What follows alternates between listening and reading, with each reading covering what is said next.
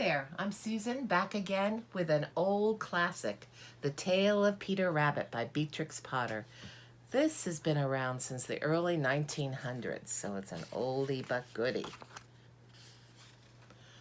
Once upon a time, there were 4 little rabbits, and their names were Flopsy, Mopsy, Cottontail, and Peter. They lived with their mother in a sandbank underneath the root of a very big fir tree.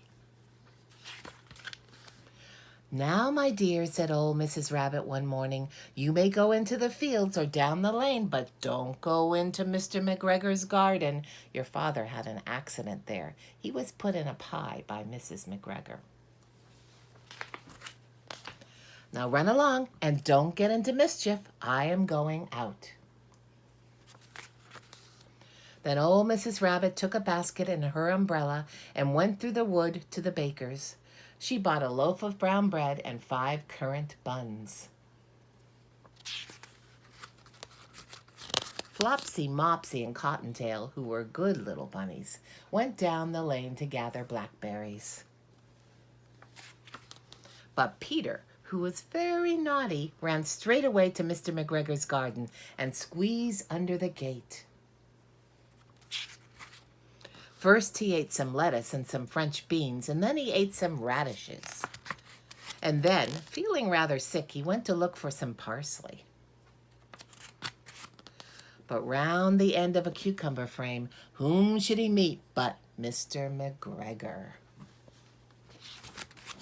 Mr. McGregor was on his hands and knees planting out young cabbages, but he jumped up and ran after Peter, waving a rake and calling out, "Stop, thief!"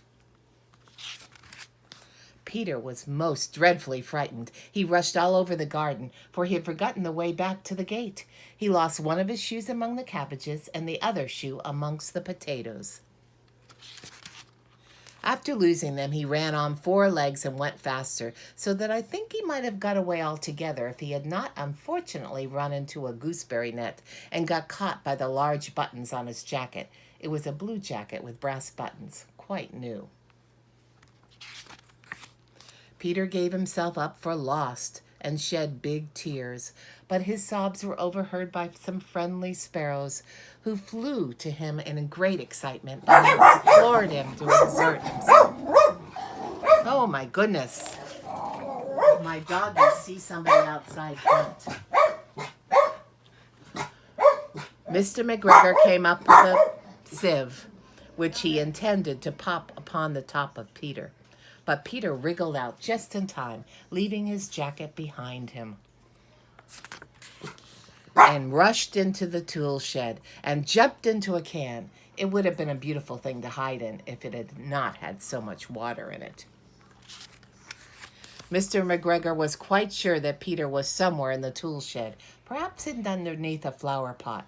He began to turn them over carefully, looking under each. Presently, Peter sneezed. "Kerchoo!"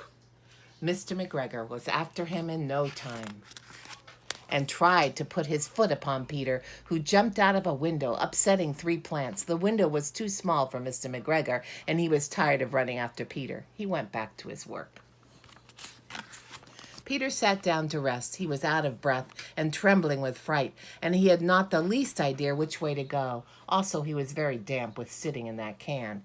After a time, he began to wander about, going lippity-lippity, not very fast, and looking all around. He found a door in a wall, but it was locked, and there was no room for a fat little rabbit to squeeze underneath. An old mouse was running in and out over the stone doorstep, carrying peas and beans to her family in the wood.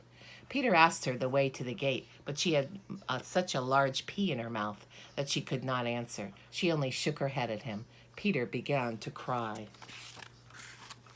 Then he tried to find his way straight across the garden, but he became more and more puzzled. Presently he came to a pond where Mr. McGregor filled his water cans. A white cat was staring at some goldfish. She sat very, very still, but now and then the tip of her tail twitched as if it were alive.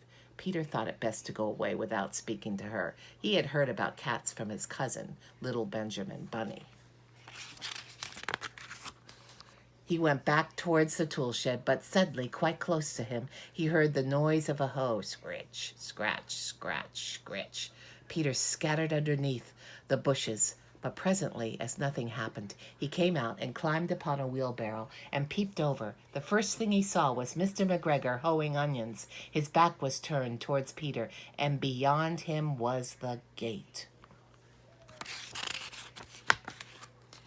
Peter got down very quietly off the wheelbarrow and started running as fast as he could go along a straight walk behind some black currant bushes. Mr. McGregor caught sight of him at the corner, but Peter did not care. He slipped underneath a gate and was safe at last in the woods outside the garden.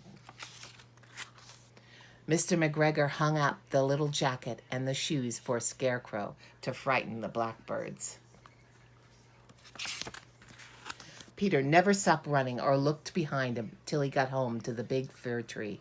He was so tired that he flopped down upon the nice soft sand on the floor of the rabbit hole and shut his eyes. His mother was busy cooking. She wondered what he had done with his clothes. It was the second little jacket and pair of shoes that Peter had lost in 2 weeks. I am sorry to say that Peter was not very well during the evening. His mother put him to bed and made some chamomile tea, and then she gave a dose of it to Peter, 1 tablespoon to be taken at bedtime.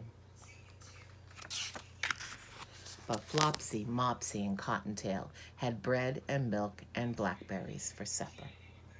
The